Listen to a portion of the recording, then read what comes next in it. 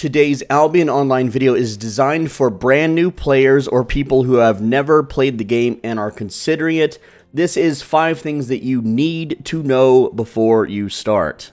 So, this game is pay to win. I just need to tell you that it is not an opinion, it is fact, and I'm going to show you how the pay to win technically works. So, within the game is a store.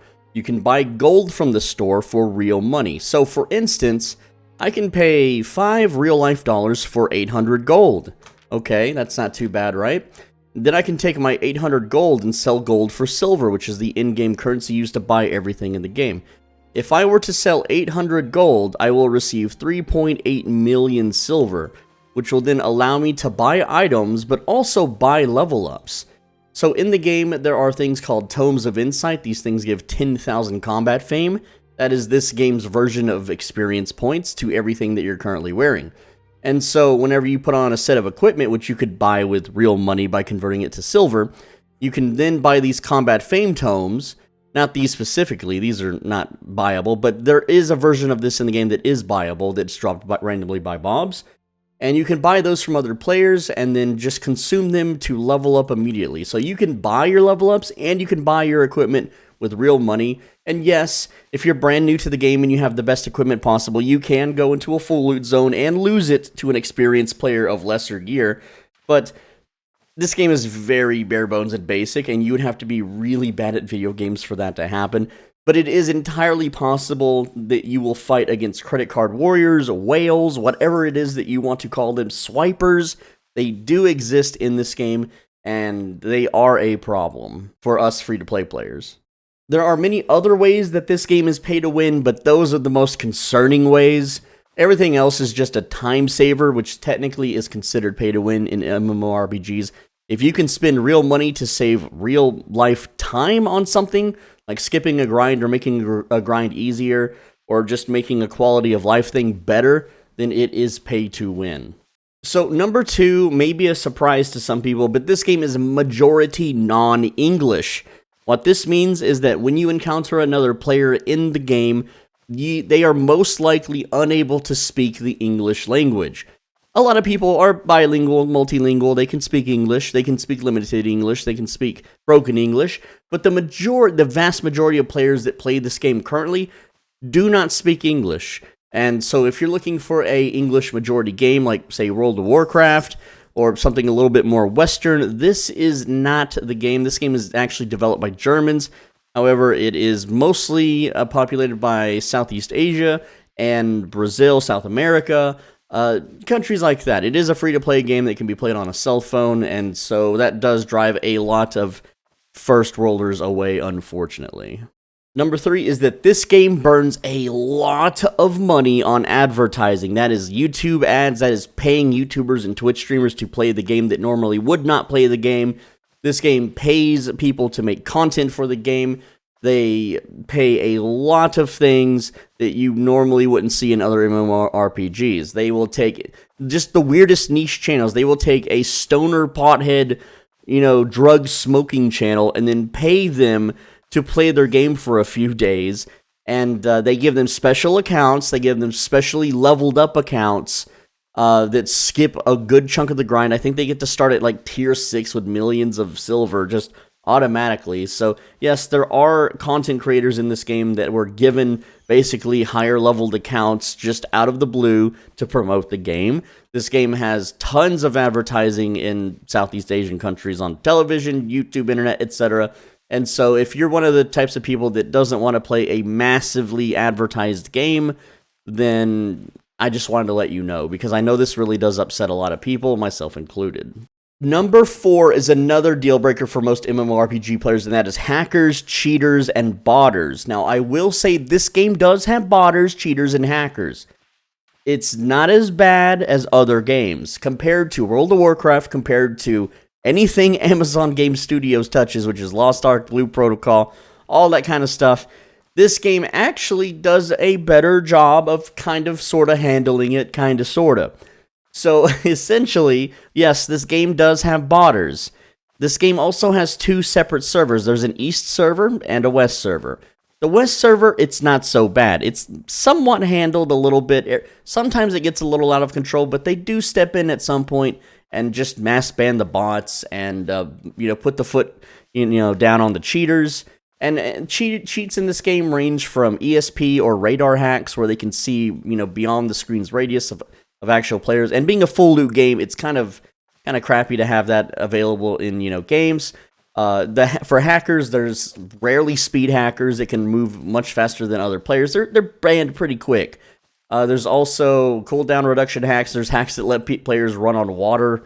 You rarely see these things, though. Even in full loot zones, you barely see them. But botting would be the main kind of cheat. And on the East server, though, that server's completely ruined by the cheaters, the multi-boxers. It is really rampant over there. The East server basically acts as a containment server for all the cheaters. It's not technically, but that's kind of what it ended up being. So they made 2 servers to basically save the West server from all the financial ruination of the markets from the cheats and the bots and the hacks. But compared to other games, they do it better, so I would say that is a good thing out of this list. And finally, number 5. This game is heavily advertised as the sandbox MMORPG that is full loot PvP. And while that is technically true, only 8% of the players actually engage in the full loot. The vast majority of the player base do not ever go to red or black zones. So this game has different colored zones where, I'll just explain. I'll open the map and kind of show you. So, blue zones, you cannot engage in PvP. If I flag up for PvP, I cannot fight other players in a blue zone. Unless I flag up for a faction and I meet an enemy faction player in that zone. So you can see right now, this is Vixen Tor. This area is being attacked. It's currently owned by the orange team, Bridgewatch, and you see this little sword crossing thing? It is currently being attacked by another faction, right over here. This is being attacked. I can go engage and fight players that are doing this. If I die, I won't lose my loot. I'll suffer a little bit of durability loss, though.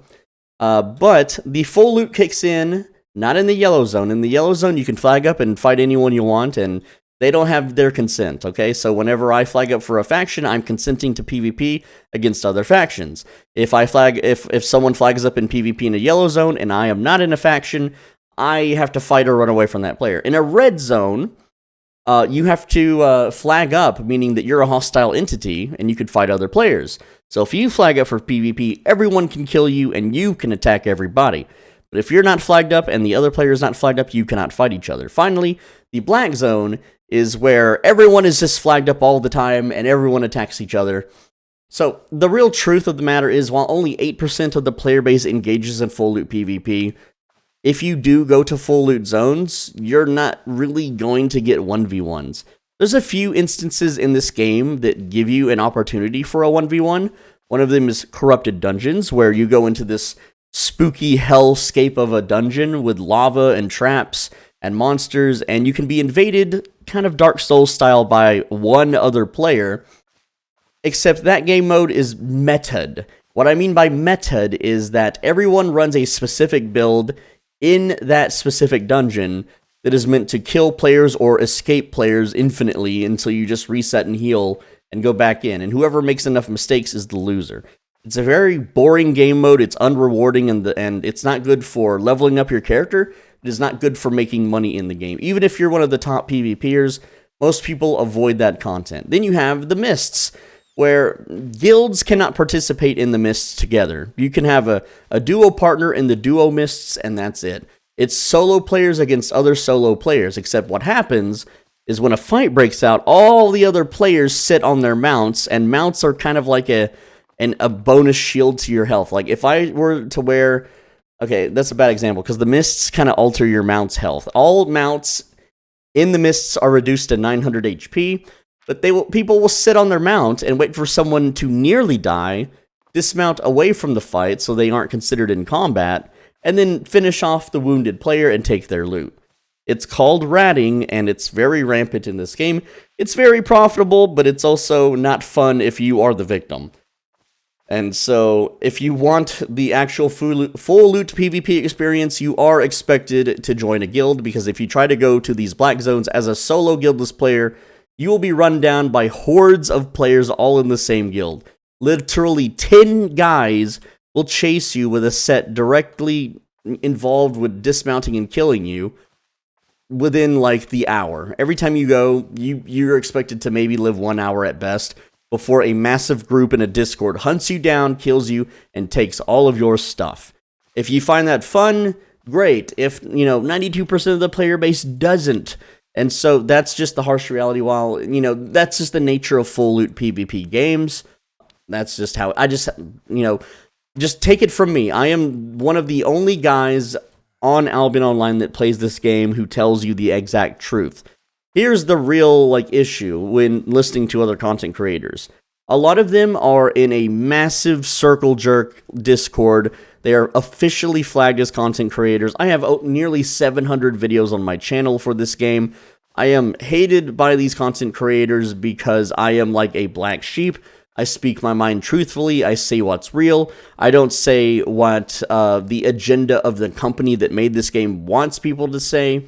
I tell them how it is and the reality of that. And yeah, it's made me some enemies. And, as a full loot PvP game, there's a lot of politics. There's a lot of money. There's a lot of people shaking hands and patting backs and people lying about stuff. And I'm talking about a video game, YouTube, okay? Not real life. And so there you go. Just within the game, okay, YouTube? So take it from me. I'm here to tell you the truth. These are 5 things that you should know before you start playing this game. Because these are things that I wish I knew before I started playing. These are things that a lot of people... This game is a revolving door of new players. They come in, they experience all the crap, and then they just go find something else to play. Unfortunately, that's how it is. Anyway, thank you so much for watching. I'm Soul Benji. Please let me know what you think in the comments, and please let me know your experiences in the comments, and a lot of my haters will downvote this video. So please, please, please help me out. Let this get seen. And thumbs up the video. And finally, on the right side of your screen is a video you should absolutely watch. And if you don't click the video on the right side of your screen, you're just going to be perpetually thirsty all day tomorrow. It's going to take a day to kick in, but you're going to be really thirsty. And no matter how much you drink, you're still going to feel thirsty and you're still going to feel crappy. So click that video or it'll happen to you.